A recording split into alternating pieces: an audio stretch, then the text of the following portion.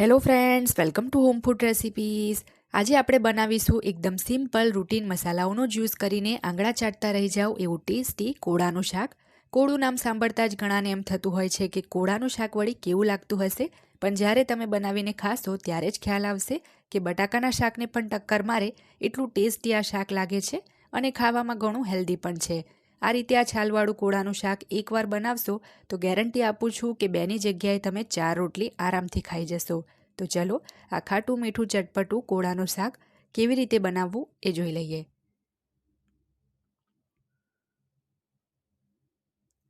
તો સૌથી પહેલાં આપણે કોળું કેટલું છે એ વજન કરી માપી લઈએ. તો 1.5 કિલોનું આ કોળું થયું છે, 1529 ગ્રામ વજન આવ્યું છે. તો હવે આ કોળામાંથી આપણે અડધા ભાગનું જ કોળું અત્યારે વાપરીશું, કારણ કે કોળું અહીંયા ઘણું મોટું છે સાઇઝમાં. તો બસ અડધા જ ભાગનું આપણે કોળું યુઝ કરવાનું છે.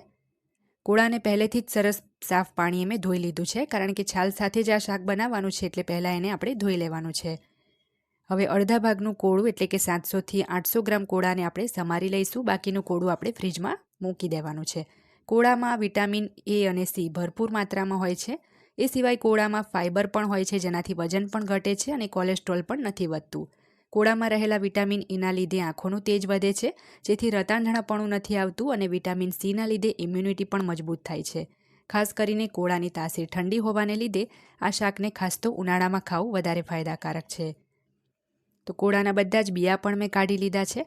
હવે આપણે કોળાને મીડિયમ ટુકડામાં સમારી લેવાનું છે. ના એકદમ વધારે પડતા મોટા કે ના એકદમ ઝીણા, એ રીતના આપણે ટુકડા રાખીશું. અને એક વાત અહીંયા ખાસ તમને જણાવી દઉં કે કોળું જ્યારે તમે કાપો ત્યારે જ તમને ખ્યાલ આવી જશે કે આપણે છાલ સાથે શાક બનાવવાનું છે કે છાલ ઉતારીને. જો સરળતાથી છાલ સાથે ટુકડા થતા હોય તો છાલ કાઢવાની જરૂર નથી રહેતી.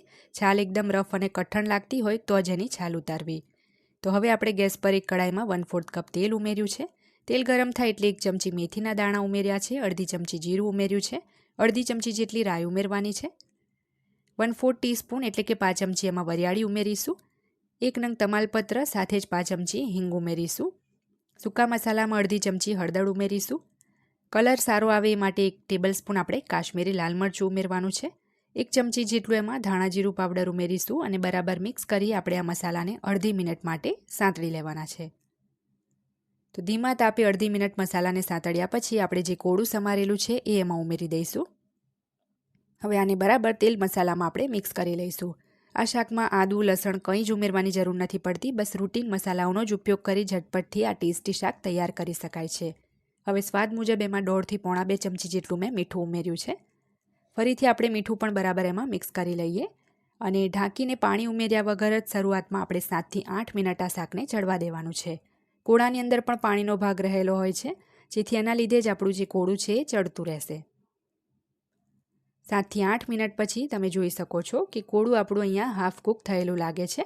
વચ્ચે એને 3 કે 4 મિનિટ પછી એકવાર ઢાંકણ ખોલીને મેં મિક્સ કરી લીધું હતું, જેથી તળિયે એ ચોંટે નહીં.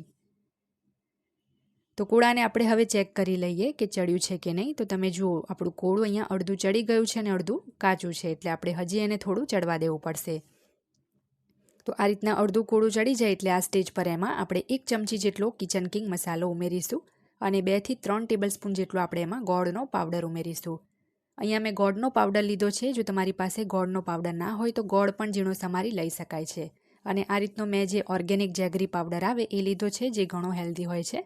ખાંડની જગ્યાએ જો તમે ગોળ કે ગોળનો પાવડર ઉમેરો તો નુકસાન પણ નથી કરતું. હવે આપણે બરાબર મિક્સ કરી લઈએ અને ઢાંકીને આ શાકને ફરીથી આપણે 3 થી 4 મિનિટ માટે ચડવા દેવાનું છે.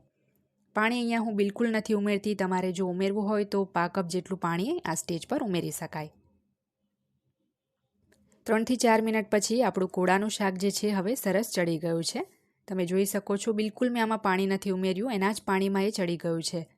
તો કોળું આપણું આ રીતના ચડી જાય પછી છેલ્લે આપણે એમાં ખટાશ ઉમેરવાની છે. જો પહેલેથી ખટાશ ઉમેરી દેશો તો કોળું કાચું જ રહી જશે.